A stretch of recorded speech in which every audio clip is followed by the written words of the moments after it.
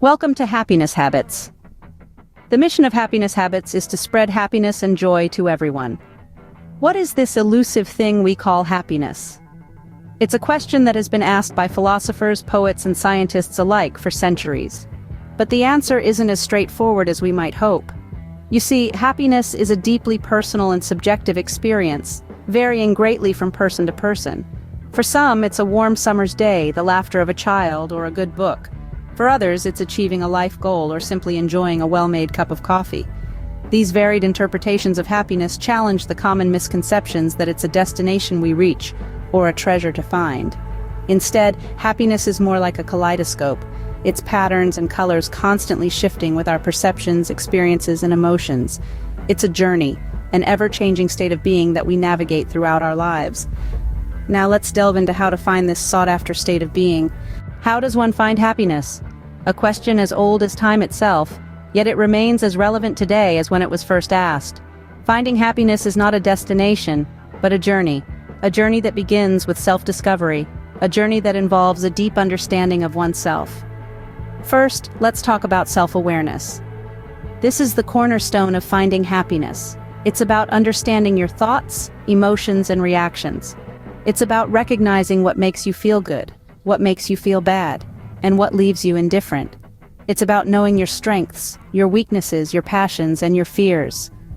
Self-awareness is about taking a step back, looking at yourself from a distance, and saying, "This is me, this is who I am."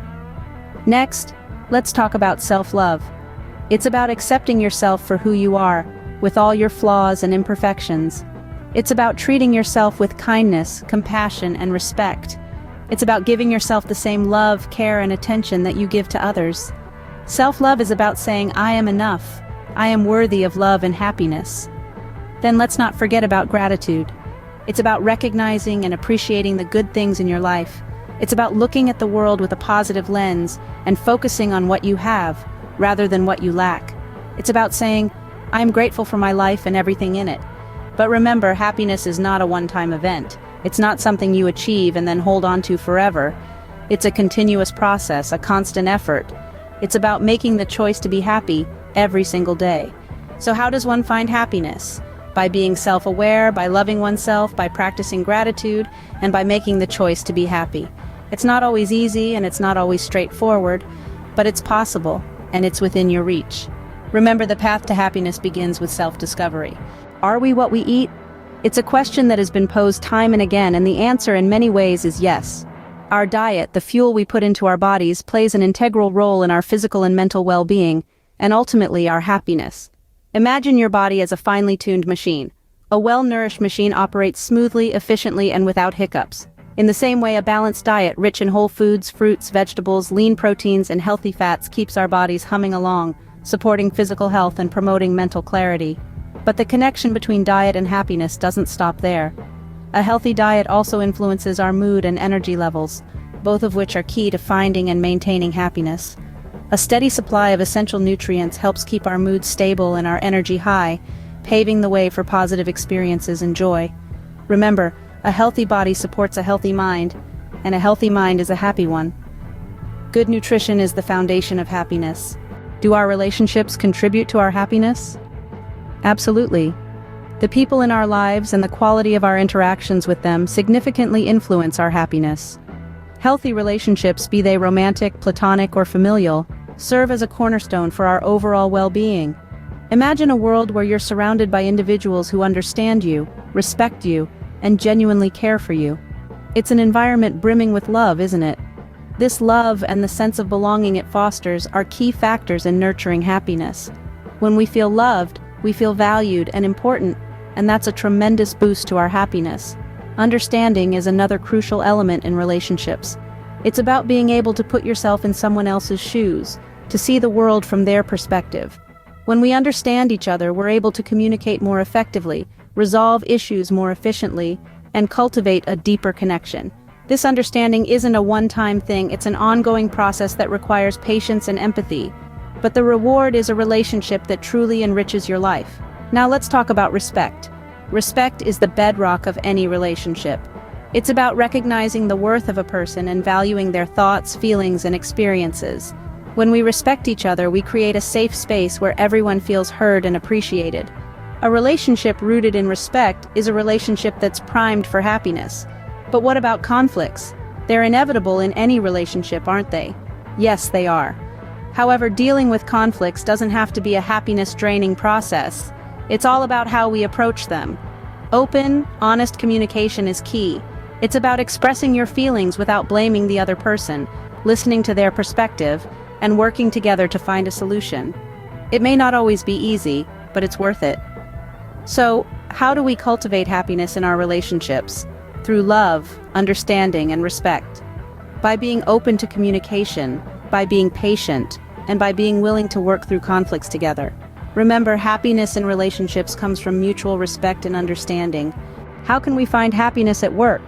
Let's dive into that question. First, consider this. Job satisfaction and a supportive work environment are key in achieving happiness at work.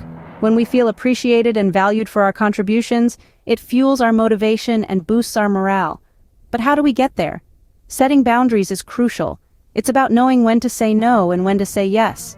It's about understanding your own limits and respecting them.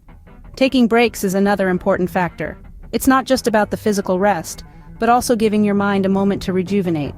A short walk, a quick coffee break, a moment of quiet reflection, these small acts can make a big difference. Cultivating positive relationships at work is equally essential. A friendly chat with a coworker, a supportive superior, or a helpful team can drastically improve your workday. Remember, happiness at work is about balance and fulfillment. Is it possible to find happiness in tough times? This question may seem daunting, but the answer is a resounding yes. In life, we all face trials and tribulations, but it's our resilience that helps us navigate through these choppy waters. Resilience, the ability to bounce back from adversity, is a key factor in finding happiness during difficult times.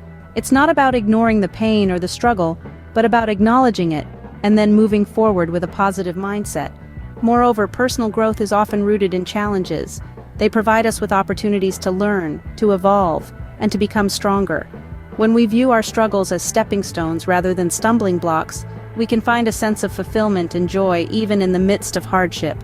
So, when times get tough, remember to stay resilient, keep a positive mindset, and embrace the lessons that come your way. Remember, tough times never last, but tough people do. How can letting go of the past lead to happiness? This question provokes a deep introspection. The past is a vast sea of memories that we often find ourselves adrift in. It's filled with moments of joy, but also with instances of pain and regret. And it's these negative experiences that can weigh us down, hindering our pursuit of happiness. So, how do we let go of this baggage? The first step is to understand that letting go doesn't mean erasing these experiences from our minds. Instead, it's about accepting them as parts of our life story, parts that have contributed to who we are today. It's about acknowledging the hurt, and then, crucially, allowing ourselves to heal. Forgiveness plays a pivotal role in this process. It's a powerful tool that can free us from chains of resentment and anger. Forgiving someone who has wronged us, or even forgiving ourselves for our own mistakes, can be incredibly liberating. It's like setting down a heavy burden we've been carrying around, perhaps without even realizing it. But forgiveness isn't always easy. It requires courage and strength. It requires us to rise above our pain and to see the bigger picture. And sometimes it requires us to forgive again and again until we finally find that sense of peace. Acceptance is another key ingredient in the art of letting go. It's about embracing the reality of our past, with its triumphs and its failures. It's about recognizing that we can't change what has happened, but we can change our perspective on it. We can choose to see our past not as a series of setbacks, but as a collection of life lessons. So, let's free ourselves from the shackles of past hurts and regrets. Let's practice forgiveness and acceptance, and let's move forward with an open heart and a clear mind. After all, happiness is not just about enjoying the present, but also about making peace with our past. Letting go is not about forgetting the past, but about finding peace with it. We hope you enjoyed our video. Please visit our website at www.happiness.coach.